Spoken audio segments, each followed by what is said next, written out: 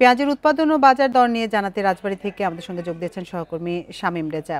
শামীম, রাজবাড়ী সহ আশপাশের জেলায় পেঁয়াজ উৎপাদন কেমন হচ্ছে এবং এই মুহূর্তে হঠাৎ দাম বেড়ে যাওয়ার কারণ কি বলছেন বিক্রেতা এবং চাষিরা?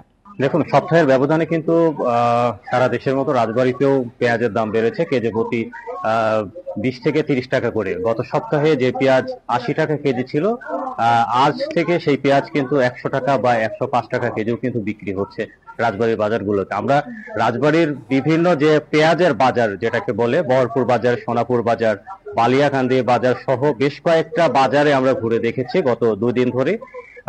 গিয়ে যেটা দেখেছি যে আসলে পেঁয়াজের সরবরাহটা কম, অর্থাৎ কৃষকের ঘরে যে পেঁয়াজ এতদিন মজুদ ছিল সেই পেঁয়াজের মজুদটা কিন্তু একেবারেই শেষ হয়ে গেছে, যে কারণে চাহিদা অনুযায়ী বাজারে কিন্তু পেঁয়াজ আসছে না, যার ফলে চাহিদার থেকে পেঁয়াজের ঘাটতি থাকায় পেঁয়াজের দামটা কিন্তু বেড়ে চলছে।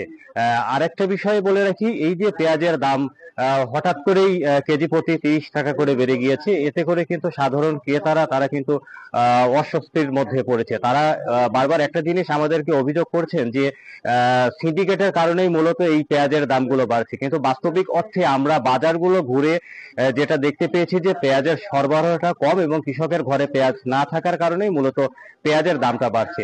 আরেকটা বিষয় বলে রাখি যে রাজবাড়ীতে কিন্তু 2 ধরনের পেঁয়াজ আবাদ হয়ে থাকে, একটা মুড়িকাটা পেঁয়াজ আর একটা হালি পেঁয়াজ। এখন কিন্তু মুড়িকাটা পেঁয়াজের আবাদ চলছে, কৃষকেরা কিন্তু ইতিমধ্যেই 90% মুড়িকাটা পেঁয়াজ কিন্তু রোপণ করে ফেলেছে। 1 সপ্তাহ বা 10 দিনের মধ্যে বাকি যে 10% সেই 10% পেঁয়াজ কিন্তু রোপণ হয়ে যাবে। আমরা কৃষি বিভাগের সঙ্গে কথা বলেছি, কৃষি বিভাগ যেটা বলছেন যে রাজবাড়ীতে এবছর 5,700 হেক্টর জমিতে মুড়িকাটা পেঁয়াজের আবাদ হয়েছে, উৎপাদন লক্ষ্যমাত্রা ধরা হয়েছে 50,000-এরও বেশি মেট্রিক টন।